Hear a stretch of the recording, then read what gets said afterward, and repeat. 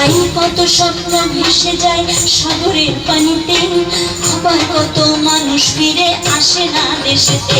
আর সর্বস্ব হারিয়ে দেশে ফেরত আসার পরে সকলেই দেখে তারে অবজ্ঞার নজরে। অনর্থ মূল্যহীন জীবন শুধুই হাহাকার, তাহার জন্য নিঃস্ব হয়ে গোটা পরিবার। যদি কারো এমন হয় করুণ পরিণতি, ধৈর্য ধরবেন কখনোই ভেঙে পড়বেন না উনি।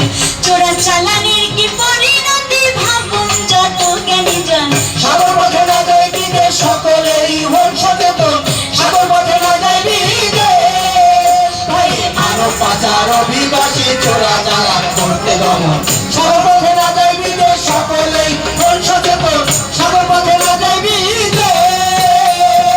অভিবাসী চোরা চালান প্রতিরোধ করবার আরো কঠোর আইন প্রণয়ন করেছেন সরকার।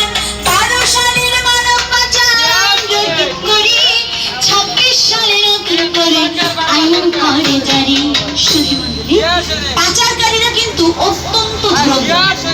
তারা আপনার বা আমার মতো বুদ্ধি নিয়ে কিন্তু চলে না।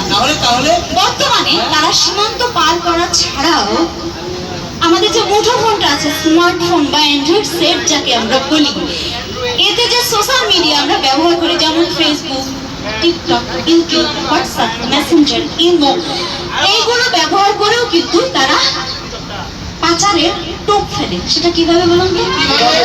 যেমন বিদেশে ভালো চাকরি দেওয়ার লোক দেয়, মোটা অঙ্কের টাকা বেতন, থাকা খাওয়া ফ্রি। তাছাড়া অথবা বিয়ের প্রস্তাব বা কিশোর কিশোরীদের নায়ক নায়িকা, গায়ক গায়িকা বা ভিডিও কন্টেন্ট তৈরি করবার লোক দেখেও কিন্তু আজকাল পাচার বা চোরাচালান করা হচ্ছে।